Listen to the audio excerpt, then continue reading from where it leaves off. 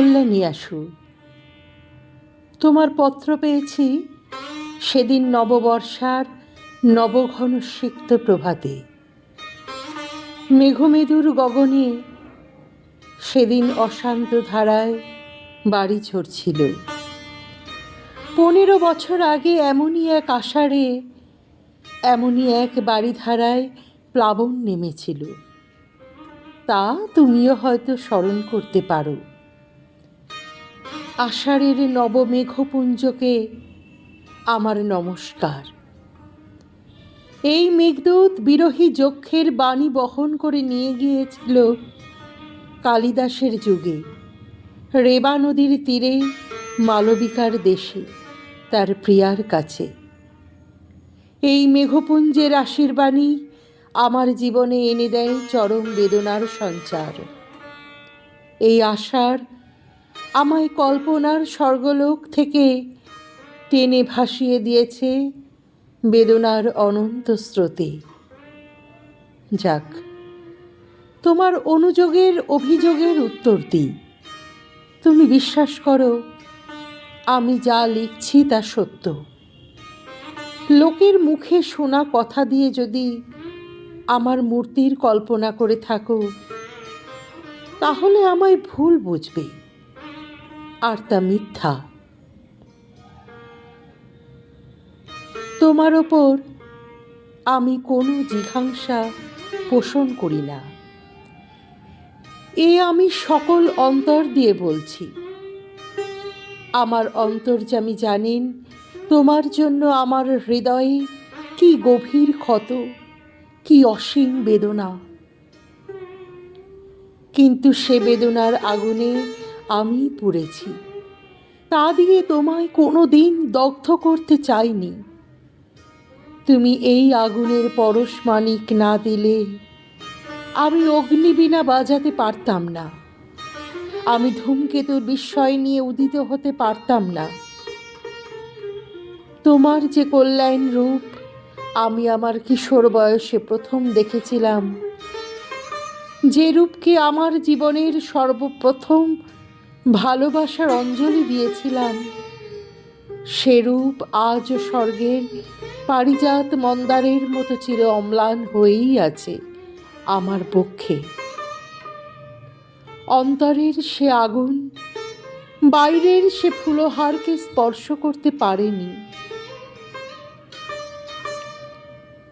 তুমি ভুলে যেও না, আমি কবি। আমি আঘাত করলেও ফুল দিয়ে আঘাত করি। অসুন্দর কুৎসিতের সাধনা আমার নয়। আমার আঘাত বর্বরের কাপুরুষের আঘাতের মতো নিষ্ঠুর নয়। আমার অন্তর্যামী জানেন, তুমি কি জানো বা শুনেছ জানি না, তোমার বিরুদ্ধে আজ আমার কোনো অনুযোগ নেই, অভিযোগ নেই, দাবিও নেই। তোমার আজিকার রূপ কি আমি জানি না। আমি জানি তোমার সেই কিশোরী মূর্তিকে, যাকে দেবী মূর্তির মতো আমার হৃদয় বেদিতে অনন্ত প্রেম, অনন্ত শ্রদ্ধার সঙ্গে প্রতিষ্ঠা করতে চেয়েছিলাম। সেদিনের তুমি সে বেদি গ্রহণ করলে না। পাষাণ দেবীর মতো তুমি বেছে নিলে বেদনার বেদিপাঠ। জীবন ভরে সেখানেই চলেছে আমার পূজা আরতি। আজকার তুমি আমার কাছে মিথ্যা, ব্যর্থ, তাই তাকে পেতে চাইনি।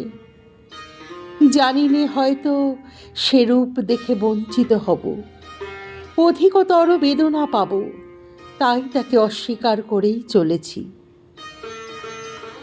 দেখা নাই বা হলো এ ধুলির ধরায়, প্রেমের ফুল এ ধূলিতলে হয়ে যায় ম্লান, দগ্ধ, হতশ্রী। তুমি যদি সত্যিই আমায় ভালোবাসো, আমাকে চাও, ওখান থেকেই আমাকে পাবে। লাইলি মজনুকে পাইনি, শেরি ফরহাদকে পাইনি, তবু তাদের মতো করে কেউ কারো প্রিয়তমাকে পায়নি। আত্মহত্যা মহাপাপ, এ অতি পুরাতন কথা হলেও প্রেম সত্য। আত্মা অবিনশ্বর, আত্মাকে কেউ হত্যা করতে পারে না। প্রেমের সোনার কাঠের স্পর্শ যদি পেয়ে থাকো, তাহলে তোমার মতো ভাগ্যবতী আর কে আছে? তারই মায়া স্পর্শে তোমার সকল কিছু আলোয় আলোময় হয়ে উঠবে।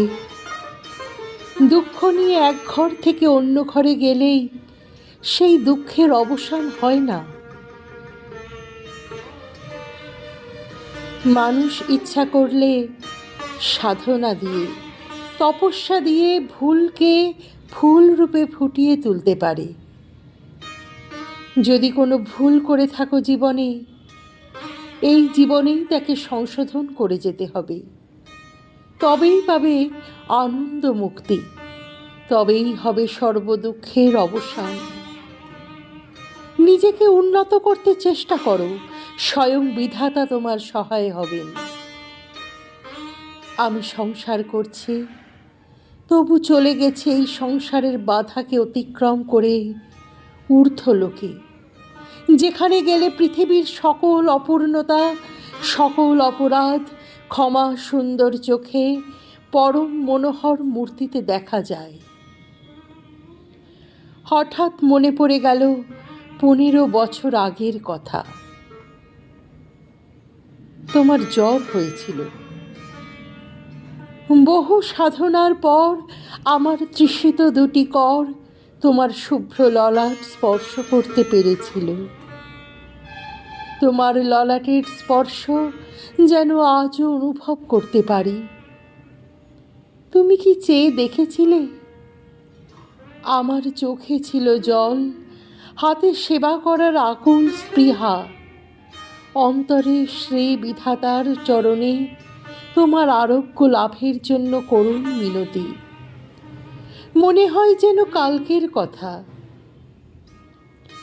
মহাকাল যে স্মৃতি মুছে ফেলতে পারল না। কি উদগ্র অতৃপ্তি, কি দুর্দমনীয় প্রেমের জোয়ারি সেদিন এসেছিল। সারাদিন রাত আমার চোখে ঘুম ছিল না। যাক, আজ চলেছি জীবনের অস্তমান দিনের শেষে রশ্মি ধরে ভাটার স্রোতে। তোমার ক্ষমতা নেই সে পথ থেকে ফেরানোর, আর তার চেষ্টা করো না। তোমাকে লেখা এই আমার প্রথম ও শেষ চিঠি হোক।